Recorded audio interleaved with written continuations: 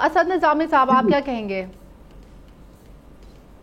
जी बहुत शुक्रिया।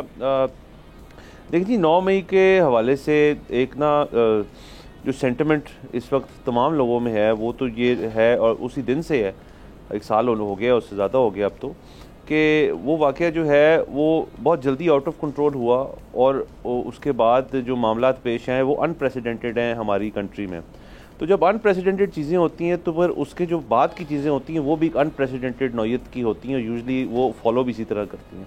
अब अगर ये जो कॉन्फ्रेंस हुई है सारी, इसके अंदर जाहिर है ये भी एक इस किस्म का नुक्ता है जिसको हाईलाइट किया गया और बड़ी सख्ती से शायद हाईलाइट किया गया कि इसको किसी तरफ लेके जाएं। तो ये सारी बात तो कोर्ट्स की तरफ जा रही कि वो क्यों नहीं कर पाए, लेकिन इसके अंदर और भी बड़ी चीज़ें हैं कि देखें जी, उसके बाद जो सारी चीज़ें हुई, जैसे PTI के कुछ जो सीनियर लोग थे जिन्होंने तो उस वक्त पार्टी से लाताल्लुकी कर ली और सियासत से कुछ लोगों ने लाताल्लुकी कर ली, वो उनके खिलाफ जो एक्शन था वो स्ट्रिक्ट इतना नहीं रहा, वो कम हो गया।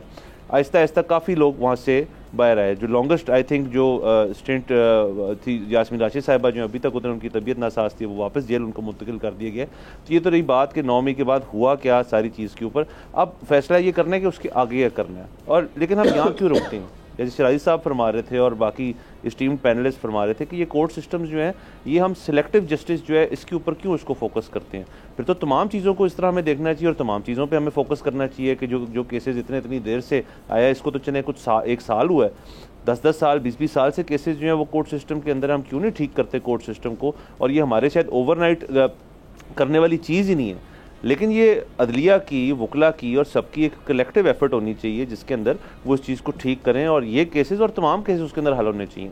उसके साथ साथ आप ये भी देखें कि PTI जो है वो इस पर्टिकुलर चीज़ से माइलेज भी निकालने की कोशिश कर रही है। इस चीज़ में कोई शक नहीं है कि 8 फरवरी को PTI, SIC जो भी उनको कहा जाए, उनको वोट बहुत सारे पड़े। वो इस वक्त अगर वन सिंगल लार्जेस्ट पार्टी है तो वो PTI डेफिनेटली है, उसके अलावा भी कुछ नहीं कर सके।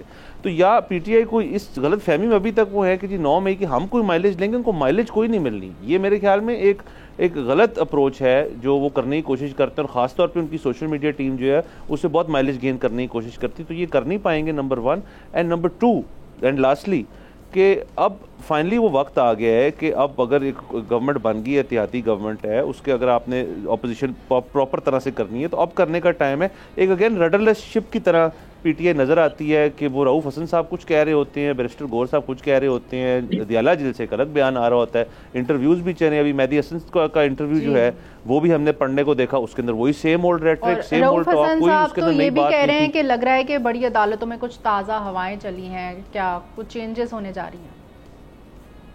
हाँ जी, बताया, हमें भी बताया रऊफ़ हसन साहब, हम भी देखें कौन सी ताज़ा हवाएं कहाँ चल रही हैं, ताकि हमें भी अंदाज़ा हो उसका। सब्सक्राइब करें और बेल दबाएं ताकि कोई खबर रह न जाए।